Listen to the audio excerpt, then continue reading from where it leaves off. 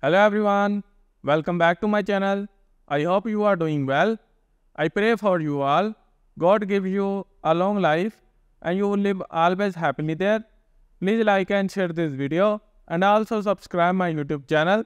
I have a request to you all. Watch this video till end for supporting me.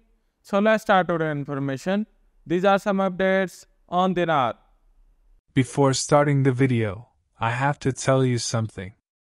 Go to google.com and search dinaropinions.com and open this site.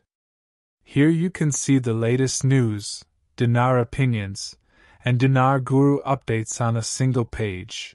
So visit this site for more information. Iraq told us all about how they fully intend to get back the glory days of dinar, and so, yes, simply put, they are doing it.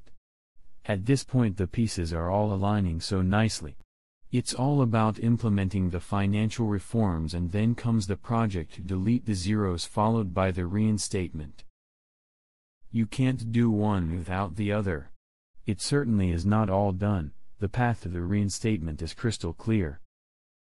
You can see the writing is on the wall. I don't say this lightly either. We are just about there.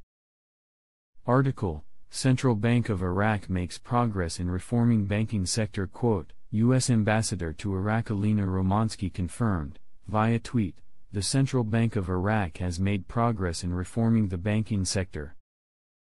We commend the progress made by Iraq and the Central Bank of Iraq in reforming the Iraqi banking sector in partnership with the U.S. Treasury and the Federal Reserve during recent meetings in New York, where the two parties discussed ways to cooperate to enhance transparency and integrity in the Iraqi banking sector. Comment: 13 banks over there are set up for foreign currency exchanges. Saw an article on that a few days ago. Suddenly they are operating as if they were already in the WTO. And yes, 13 of their banks can now take international exchanges. It's curious, and I think tells us how close we are. Have you ever wondered what it means for A to be away from the gray list? Especially a country like Iraq that has so many challenges in past. Today, we're diving into the changes in Iraq's business environment and what international compliance means for its future. Imagine living in a country where international standards can make or break businesses. This is not just a fantasy, it's the reality Iraq is facing today.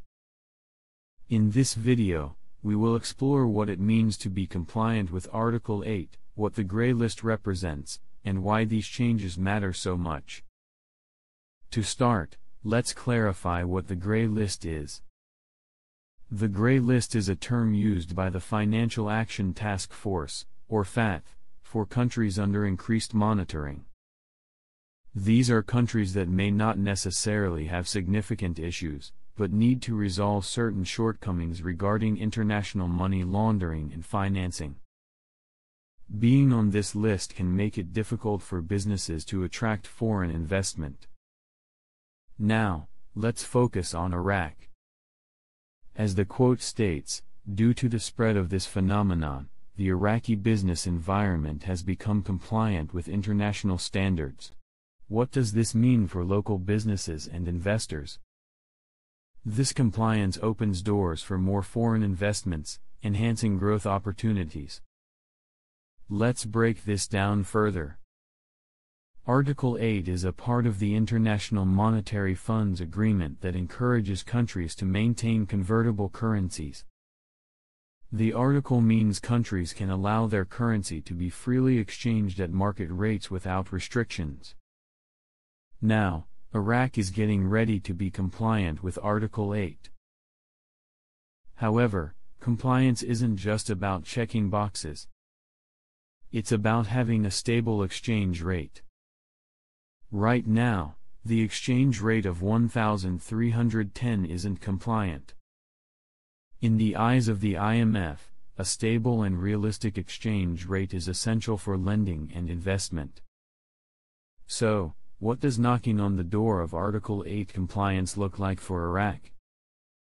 Imagine a situation where your local businesses can sell and trade internationally without worrying about currency restrictions.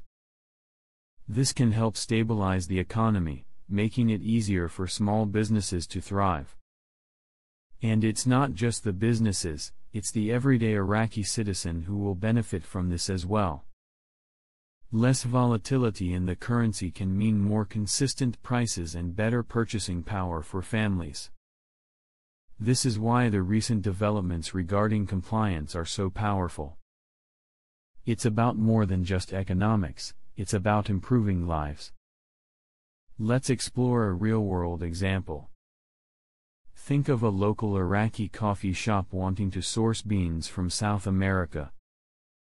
If Iraq becomes compliant with regulations and has a stable exchange rate, the owner doesn't have to fear sudden price hikes or exchange restrictions when importing goods. The business can plan better, budget accurately, and even expand. This scenario highlights why this change is significant. It indicates a shift towards a more secure and welcoming business environment. Plus, it encourages international companies to invest in Iraq, leading to job creation and technological advancement. But, there are challenges along the way. For example, how will Iraq deal with existing financial issues and the need for economic reforms? This involves a lot of cooperation between the government and the IMF. And this is where many believe that Iraq is not just taking steps but is on the brink of real transformation. The goal is clear: to leave the gray list behind and move towards a golden future of economic stability. For any viewer who's interested in global economics or just wants to understand how these changes affect real lives, stay tuned, as we will discuss the potential outcomes of this compliance. If you're finding this informative, hit that like button and share this video with anyone interested in Iraq's economic journey. Feel free to leave your thoughts in the comments below. What do you think about Iraq's potential move away from the gray list? What impacts do you see in the everyday life of people in Iraq? As we conclude, remember that these developments are not just numbers or agreements. They represent hope, growth, and the promise of a better future for many Iraqis. When countries align with global standards, it can offer incredible opportunities for their people. Thanks for watching, and don't forget to subscribe for more insightful content.